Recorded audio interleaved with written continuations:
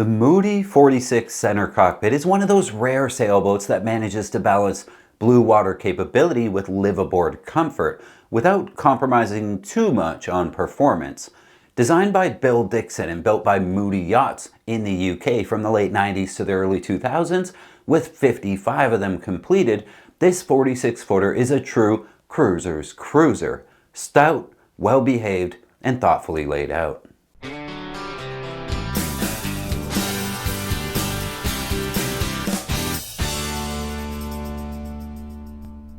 At just over 46 feet overall length and carrying a beam of over 14 feet, the Moody has generous interior volume without feeling all bloated on her topsides. Her displacement comes in at around 30,000 pounds and she carries a ballast ratio of about 32%, which gives her a solid, steady ride in a rough seaway.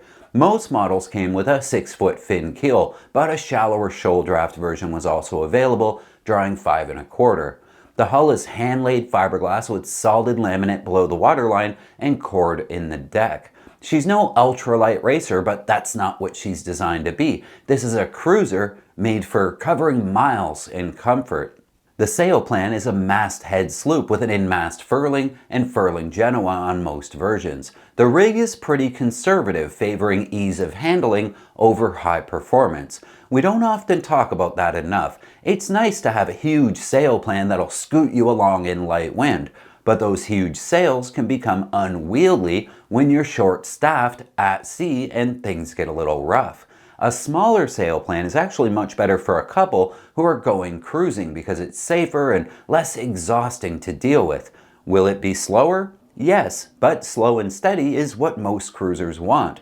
A heavy, battle-tested boat that'll keep you safe and comfortable, and this Moody delivers. Chain plates are through-bolted to the hull and the deck hardware is overbuilt in that classic British way. With a sail area to displacement ratio around 15 and a moderate aspect ratio rig, she's not going to win races, but she'll keep going when everybody else has to start reefing. And she'll do it with surprising balance on the helm. The center cockpit layout gives you a deep protected helm position with all lines led to the cockpit for short-handed sailing. Visibility from the helm here is excellent and the cockpit coamings are high enough to keep you dry in a blow. Center cockpits were all the rage in the 70s when we started seeing them from the likes of Morgan and a few others, but they never really fully took over. The idea is the cockpit is in the middle of the boat to provide more room inside, but being in the center, it also is harder to fall out of the boat, easier to erect an enclosure around it, and with the high coamings, it's more likely to keep you safe and dry compared to a regular aft cockpit. But the downsides are pretty big too. For example, you won't have access to a walk-through transom because the cockpit is actually in the middle. Boarding the boat from the water needs a ladder. And for folks who step off the dock onto your boat with a full wine glass, they'll have things to climb over before reaching their seat in the cockpit. Center cockpits are for people who want to make miles in a rough sea, not for dock queens or party boats. And that's a good thing. Below deck, the Moody 46 really shines. The layout's built around the massive aft owner's stateroom, which is made possible by that center cockpit. It features an island queen berth, generous storage, and an ensuite head with separate shower stall, luxuries that are almost rare in a boat less than 50 feet.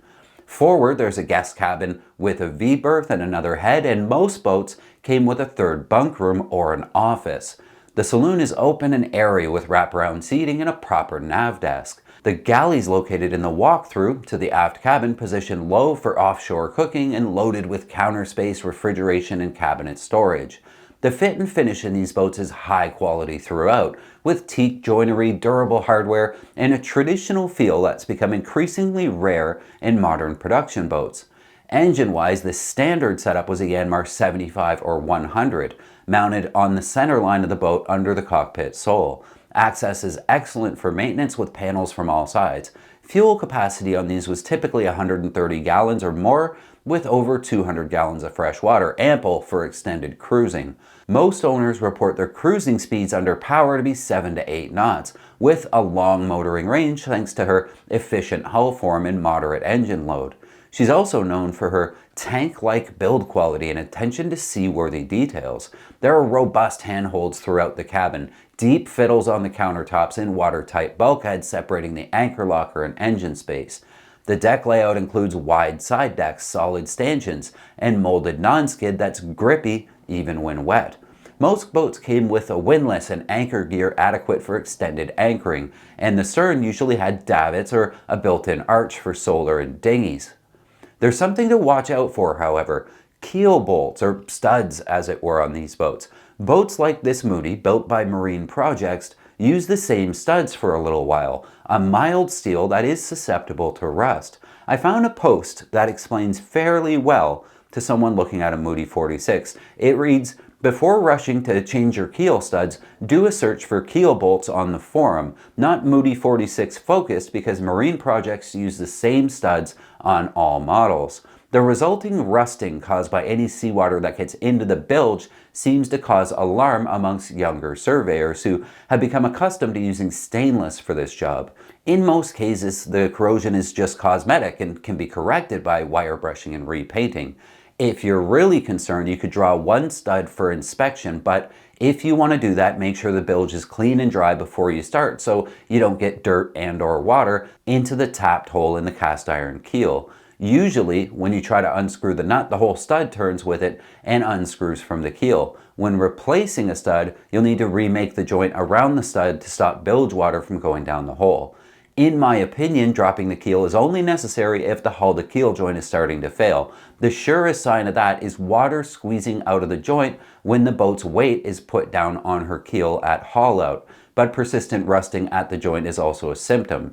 What you don't want is water penetrating into the joint as far as the keel studs. This will initiate rusting on the loaded part of those studs, which reduces their integrity. Essentially, get a good surveyor to look at the Moody before you buy one.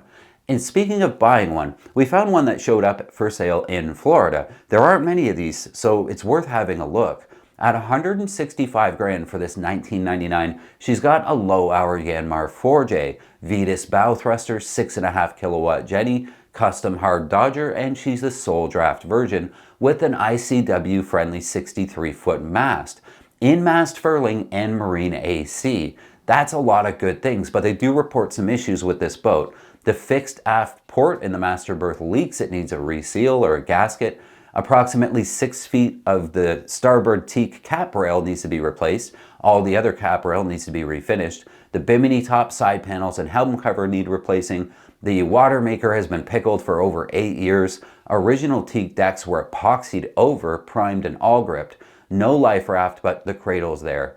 Forward AC also needs servicing because it doesn't blow cold air. If you're looking at this Moody, you have a lot of other options too, though. You might also want to look at this Passport 47 that's also in Florida for the same money. A 1995 boat that's very similar with the same engine, but totally outfitted for long-term cruising. The Moody's a nicer boat on the inside, but the Passport would certainly get the job done. What do you guys think? A Moody Center Cockpit? What are the drawbacks to that?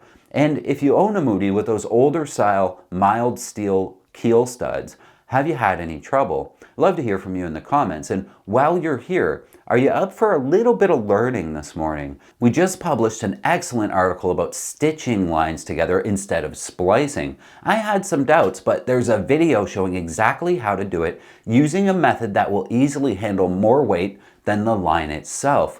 Definitely worth checking out. I'll leave a link in the description.